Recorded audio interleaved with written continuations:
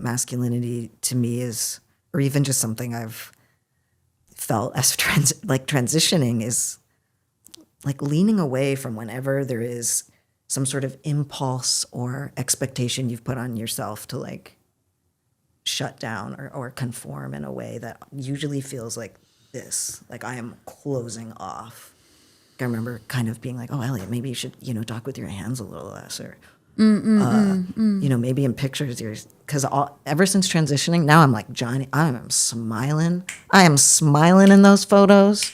Whereas I used to be I could barely look at a photo of myself. I was always like, and now, and I'll be say a dude's like, hey, are you Victor from Umbrella Academy? And we're doing a photo together. He's very, I'm very, and like having that moment where I'm like, oh, should I also not? Like, should I also be close off? It's just like, what the fuck, Elliot? What are you talking about? Like, oh, honey, you're the part of the problem. To me, healthy masculinity would be, well, what? Healthiness for anyone to just, love themselves, be able to care for themselves, ideally get rest when they can, like just the practical basic, drink water, like eat a banana,